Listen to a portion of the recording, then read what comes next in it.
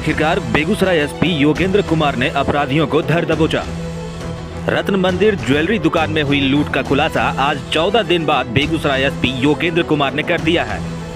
आपको बता दें कि लूटकांड एवं षड्यंत्र में शामिल 6 अपराधियों को हथियार के साथ गिरफ्तार कर लिया गया है।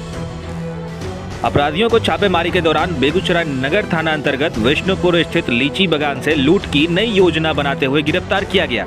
एक प्रेस वार्ता के दौरान एसपी योगेंद्र कुमार ने बताया कि एक अपराधी कृष्णा उर्फ विवेक, जो कि मुजफ्फरपुर का रहने वाला है और मुंबई में रहता है, उसे जब भी कोई घटना को अंजाम देना होता था तो वह फ्लाइट पकड़ कर आता था और घटना को अंजाम देता था। फिलहाल पुलिस इसे बड़ी उपलब्धि मान रही है। रतन मंदिर नाम के ज्वेलरी दुकान में जो लूट की घटना हुई थी, उसको 14 दिन बाद पुलिस ने सफलतापूर्वक उसका उद्भेदन कर लिया है। इसमें 6 अपराधियों की गिरफ्तारी हुई है जो पूरी घटना में शामिल थे।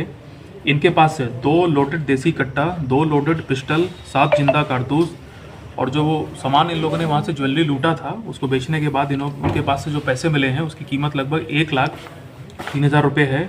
और लूट में जो यूज़ की गई थी 3 मोटरसाइकिल में से एक मोटरसाइकिल को पुलिस ने बरामद कर लिया है। आप लोगों ने सीसीटीवी फुटेज में देखा होगा कि टोटल 5 लोग अंदर थे, उसमें से 3 जिसके बारे में हमने सूचना और पोस्टर भी जारी किए थे, उसमें से 3 लोगों को पुलिस ने अरेस्ट कर लिया है। ये तीनों दुकान के अंदर गए थे। एक लड़का जो चश्मा लगा के दिख रहा था, इसका नाम है कृष्णा उर्फ विवेक। ये मुजफ्फरपुर का रहने वाला है। ये most of the time Mumbai में रहता है और जब इसको कोई घटना करनी होती है बिहार में तो ये फ्लाइट पकड़ के आता था, घटना करता था। इसके बारे में आपको बताऊं कि लंबा चौड़ा इसका आपराधिक इतिहास है। आज से करीब 1 साल पहले समस्तीपुर में भी एक घटना हुई थी, हीरा ज्वेलर वाली, उसमें भी इसका नाम आया था लेकिन सत्यापित नहीं हो पाता है वहाँ पे।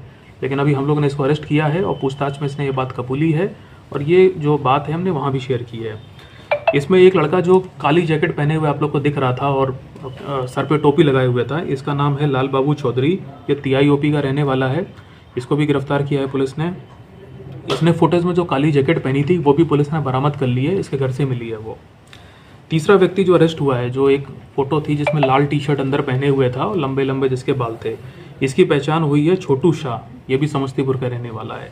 इन तीनों का आपराधिक इतिहास है। ये लोग पहले भी ज्वेलरी की दुकान में इस प्रकार की लूटपाट की घटनाओं को अंजाम दे चुके हैं और तीनों ही इस समय बेल पे थे।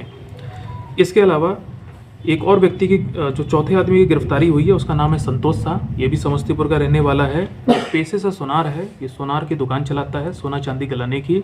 ये उस दिन घटनास्थल पे नहीं आया था, लेकिन इस गैंग का जो मास्टरमाइंड है, जिसने ये पूरी प्लानिंग रची है, रविंदर सैनी उसका नाम है।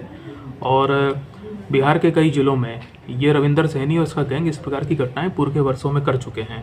रविंदर सैनी 6-7 महीने पहले ही बेल पे छूटा था और उसके बाद से ही लगातार इस टाइप की घटना की वो प्लानिंग कर रहा था। रविंदर सैनी को मोटरसाइकिल में बैठा के संतोष शाह लाया था। ये बात पुलिस को पता चली तो इसकी भी गिरफ्तारी हुई है। इसके अलावा एक कन्हैया की गिरफ्तारी हुई है। कन्हैया भी समस्तीपुर का है। कन्हैया के बारे में ये पता चला कि घटना करके जो सारे अपराधी भागे थे, रात को इसी के घर पे रुके थे।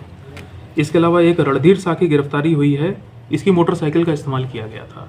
तो कुल मिला के मैं आपको बताऊं कि सबसे पहले कल 3 लोगों की जो गिरफ्तारी हुई है, टाउन थाना क्षेत्र के जो विशनपुर एरिया है वहाँ से गिरफ्तारी हुई।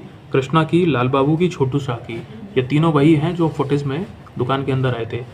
इनके पास से 1 कट्टा, 2 पिस्टल और 1 किलोग्राम गांजा और लगभग 47,000 के करीब रुपया इन लोगों के पास से मिला था।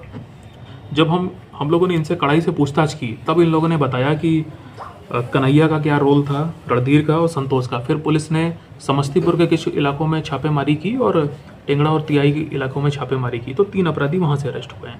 तो कुल मिला के ये 6 अपराधी अरेस्ट हुए हैं। हालांकि मैं आपको इसमें एक बात बता दूं कि जो ज्वेलरी वहाँ पे लूटी गई थी उसका जो एक मेजॉरिटी पोर्शन है वो इस समय रविंदर सैनी के ही पास है, क्योंकि पूछताछ में ये बात निकली है कि इन लोगों ने ये पूरी घटना को करने के बाद ये लोगों ने ये सारा जो सामान है अपने जो इस गैंग का जो सरगना है रविंदर सैनी को दिया था और रविंदर सैनी ने इन लोगों को बदले में 1.5 लाख रुपए दिए थे जो उन्होंने आपस में डिस्ट्रीब्यूट कर लिए थे। और इनको ये वादा किया गया था कि तुम लोग कुछ टाइम के लिए राज्य के बाहर चले जाओ, छुप जाओ और जब मामला ठंडा हो जाएगा तो इस पूरी चीज़ को हम बेच करके आप लोग का हिस्सा देंगे। उस 1.5 लाख में से करीब 1 लाख रुपया और 3,000 पुलिस ने बरामद किया है। अब हमारी जो विशेष टीम है वो रविंदर सैनी के सभी ठिकानों पर लगातार छापेमारी कर रही है और हम लोग जल्दी उसकी भी पहचान करके उसकी भी गिरफ्तारी करेंगे।